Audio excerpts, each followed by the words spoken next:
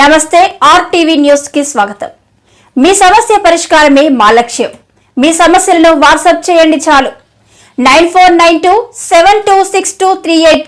మా వార్తలు మీకు నచ్చినట్లయితే లైక్ చేయండి, షేర్ చేయండి, సబ్స్క్రైబ్ చేయడం మాత్రం మర్చిపోకండి.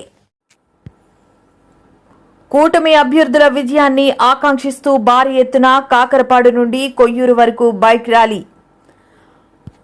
అరకు పార్లమెంట్ అభ్యర్థి కొత్తపల్లి గీతకు, పాడేరు అసెంబ్లీ అభ్యర్థి గిద్ది ఈశ్వరికి జనహారతులు పట్టిన మహిళలు. ఆంధ్ర రాష్ట్రాన్ని అభివృద్ధి చేస్తానంటూ 5 ఏళ్ల పాలనలో 20 ఏళ్లు రాష్ట్ర ముఖ్యమంత్రి జగన్మోహన్ రెడ్డి వెనక్కి నెట్టారని అరకు పార్లమెంట్ అభ్యర్థి కొత్తపల్లి గీత, పాడేరు అసెంబ్లీ నియోజకవర్గ అభ్యర్థి Giddi Eswari, Janasena party in charge Vampuru Gangulaiah, BJP party in charge కూడా కృష్ణారావు అన్నారు. సోమవారం కొయ్యూరులో ఉమ్మడి పార్టీల అభ్యర్థులు ప్రచార కార్యక్రమంలో భాగంగా టీడీపీ రాష్ట్ర కార్యదర్శి ఎంవీవీ ప్రసాద్ అధ్యక్షతన బహిరంగ సభ నిర్వహించారు. ఈ సందర్భంగా వారు మాట్లాడుతూ రాష్ట్రాన్ని రాష్ట్ర ముఖ్యమంత్రి జగన్మోహన్ రెడ్డి సర్వనాశనం చేశారని విమర్శించారు. రాష్ట్రంలో ఎటువంటి అభివృద్ధి, సంక్షేమం అందివ్వకుండా ప్రజలందరినీ మోసం చేశారని తెలిపారు. ముఖ్యంగా గిరిజనులు అంటే చిన్న చూపు చూసే ముఖ్యమంత్రికి తగిన గుణపాఠం చెప్పాలని వారు పిలుపునిచ్చారు. గత ప్రభుత్వాలు అందించే సంక్షేమ పథకాలు అనేక వాటిని రద్దు చేసిన ఘనత ముఖ్యమంత్రి జగన్మోహన్ రెడ్డికే దక్కుతుందన్నారు. కేంద్ర ప్రభుత్వం ఇచ్చే నిధులతో రాష్ట్రంలో ప్రధానమంత్రి ఫోటో కూడా లేకుండా జగన్మోహన్ రెడ్డి గొప్పలు చెప్పుకుంటున్నారని వారన్నారు. దేశం, రాష్ట్రం అభివృద్ధి చెందాలంటే ప్రధానమంత్రి నరేంద్ర మోడీ, రాష్ట్ర ముఖ్యమంత్రిగా చంద్రబాబు నాయుడు గెలుపు ఆవశ్యకత ఎంతైనా ఉందని వారు వివరించారు. ఈ కార్యక్రమంలో టీడీపీ పార్టీ రాష్ట్ర కార్యదర్శి బొర్రా నాగరాజు, టీడీపీ పరిశీలకులు రాజమండ్రి నారాయణ, మాజీ ఎంపీపీలు, జడ్పీటీసీలు, సర్పంచులు, ఎంపీటీసీలు, అధిక సంఖ్యలో 3 పార్టీల నాయకులు, కార్యకర్తలు పాల్గొన్నారు.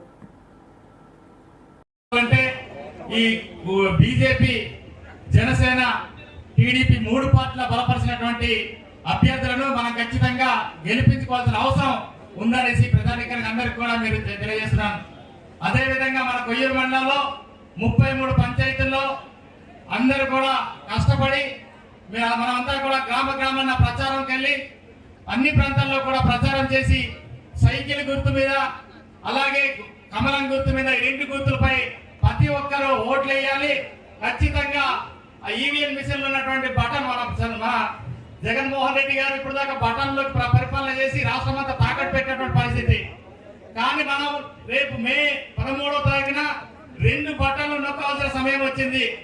2 బటన్లు నొక్కి ఇంటికి పంపించి తాడేపల్లి పాలసీకి పంపించేటట్టు ప్రతి ఒక్కరు కూడా కమలం గుర్తుకు, ఎంపీకి, సైకిల్ గుర్తుకు, మరి ఎమ్మెల్యేకి 2 గుర్తులకు ఓటేసి మన యొక్క రాష్ట్రంలో ఉన్నటువంటి పడినటువంటి ఒక రాక్షస పరిణామం రవిడి రాజ్యం ప్రధానికానికి తెలుసు.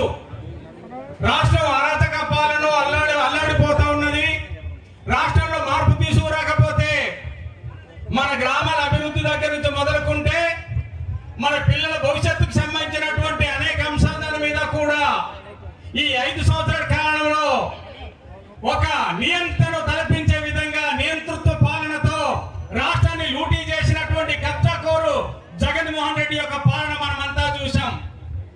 అటువంటి మరి మహమ్మారి నుంచి రాష్ట్రానికి తరిమి కొట్టకపోతే ఆ మహమ్మారిలో ఈ ప్రజలంతా కూడా నష్టపోయే ప్రమాదం ఉందని చెప్పేసి ఈనాడు పవన్ కళ్యాణ్ గారు, చంద్రబాబు నాయుడు గారు, మరి కేంద్రంలో తిరుగులేని మకుటం లేని మహారాజులో కొనసాగుతున్నటువంటి నరేంద్ర మోడీ గారు, 3 నాయకులు కలిపి మరి అటువంటి మరి నేతృత్వ పోకడలు అవలంబిస్తున్నటువంటి జగన్మోహన్ రెడ్డికి రాష్ట్రం నుంచి తరిమి కొట్టాలని ఆలోచన చేస్తున్నప్పుడు ప్రజల తాలూకు భాగస్వామ్యం ఎంతైనా అవసరం ఉందని చెప్పేసి ఈనాడు మీ దగ్గరికి రావడం ఈ రోజు ఇబ్బంది పడినటువంటి పరిస్థితి మా అందరికీ తెలిసిన విషయమే.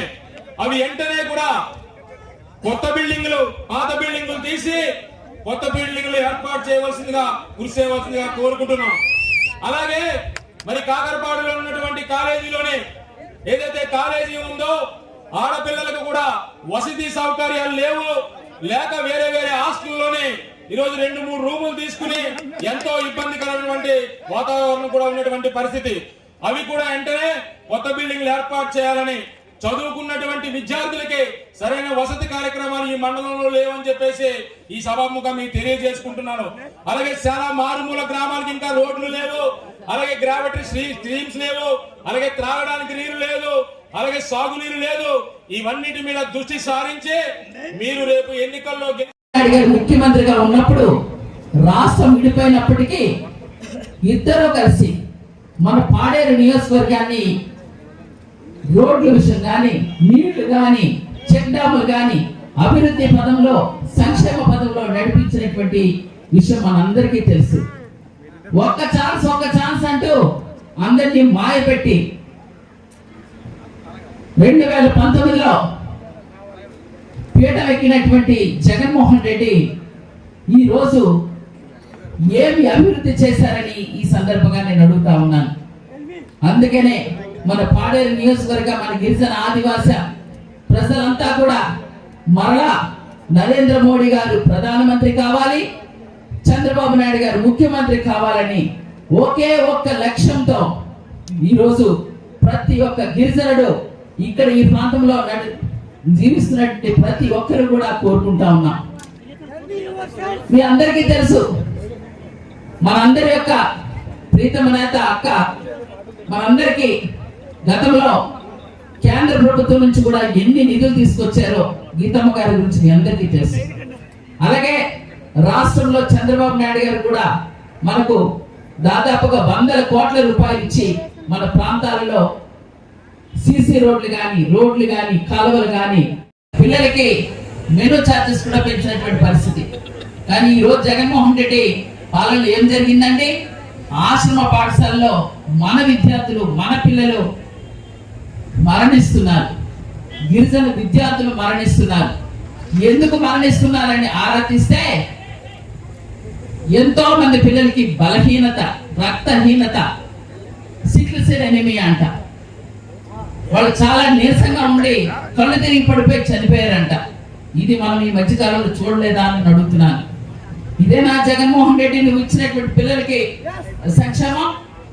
అందుకనే చంద్రబాబు నాయుడు గారు, నరేంద్ర మోడీ గారు మరలా మన పిల్లల్ని మంచి భవిష్యత్తు బాటలో చదివించడానికి రేపు సూపర్ 6 లో ప్రతి ఒక్క విద్యార్థికి సంవత్సరానికి 15,000 రూపాయలు ఇవ్వబోతా ఉన్నారు.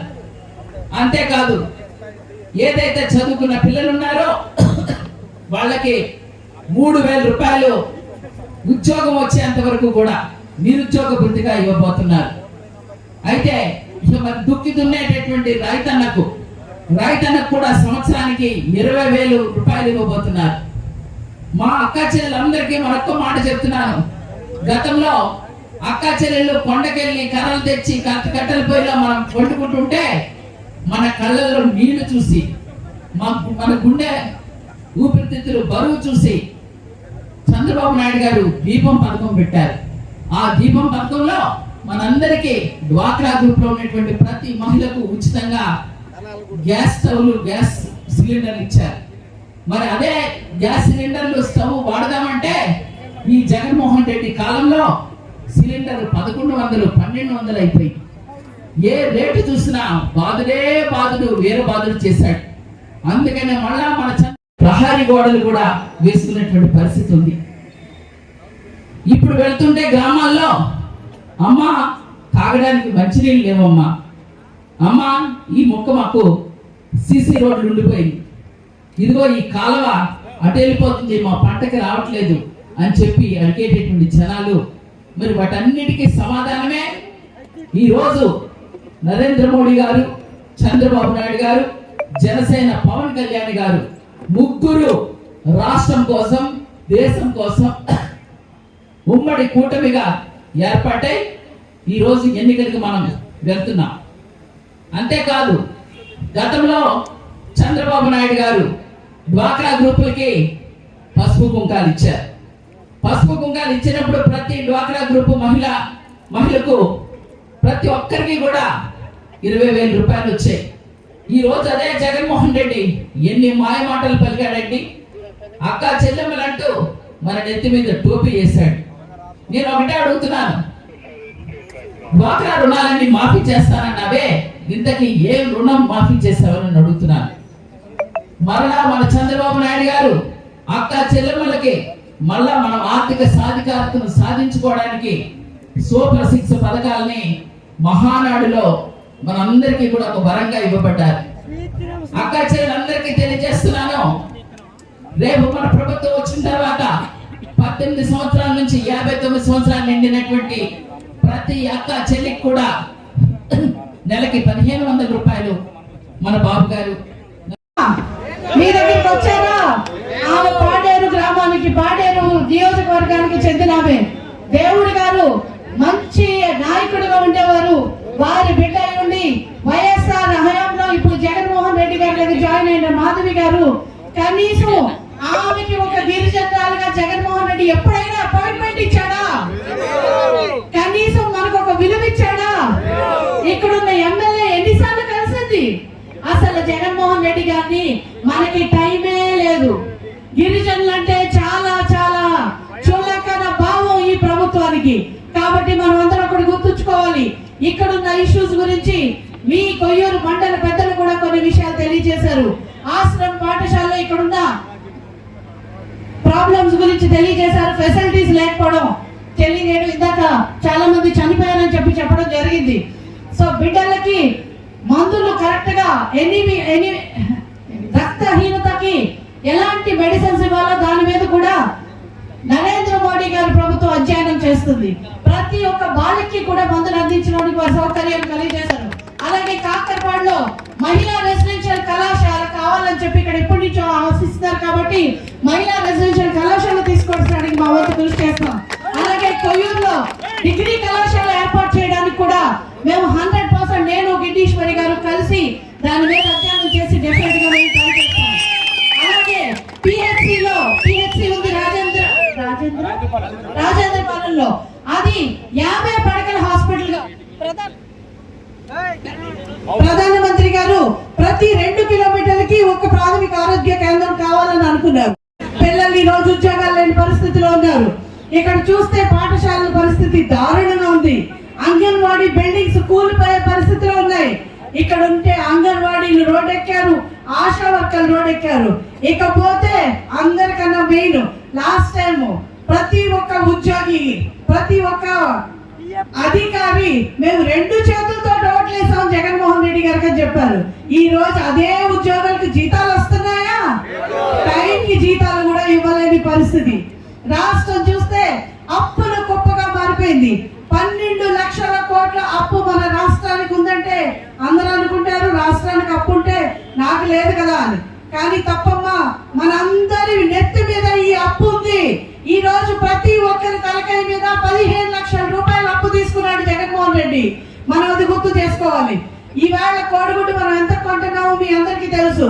రేపు పొద్దున అదే కోడిగుడ్డు 50 రూపాయలు కొనవలసిన పరిస్థితి వస్తుంది. ఆ అప్పు తీర్చవలసిన బాధ్యత మన నెత్తి మీద ఉంటుంది అన్న విషయం మనం గమనించుకోవాలి.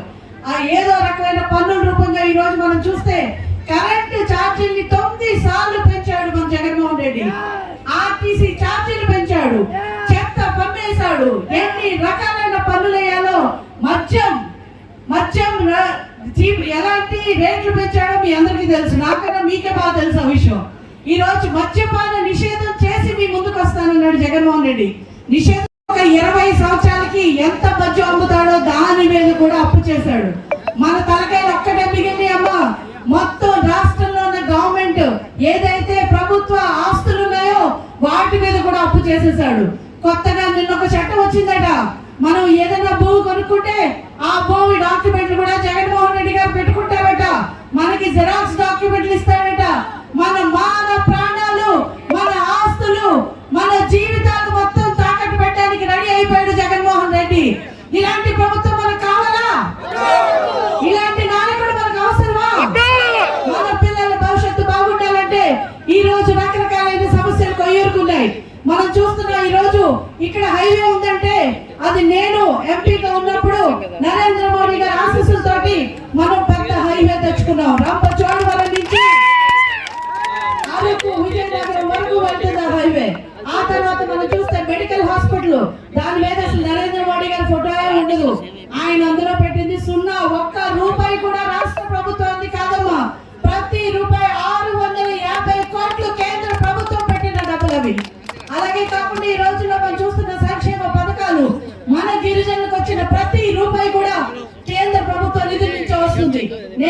ఉన్నప్పుడు కొయ్యూరులో చాలా మందికి రోడ్లు ఇవ్వడం జరిగింది. ప్రధానమంత్రి గ్రామీణ సడక్ యోజన ద్వారా రోడ్లు ఇచ్చాం. చాలా మంది వికలాంగులకు సైకిల్ ఇచ్చాం, వీధి దీపాలు ఇచ్చాం, ఎన్నో రకాలైన అంబులెన్స్ ఇచ్చాం, ఎన్నో రకాలైన ఫెసిలిటీస్ చేసుకున్నాం. ఎంపీగా ఉన్నప్పుడు కొయ్యూరు నేను చాలా సార్లు సందర్శించడం జరిగింది. ఇక్కడ ఉన్న నాయకులు చాలా మంది తెలుసు ఆ విషయాలు. వారు ఏకలవ్య స్కూల్ బాలారం తెచ్చుకున్నాం, ఇప్పుడు కూడా మేము తెచ్చుకున్నదే. ఈ 5 ఏళ్ల బట్టి ఇక్కడ ఉన్న ఎంపీ ఏం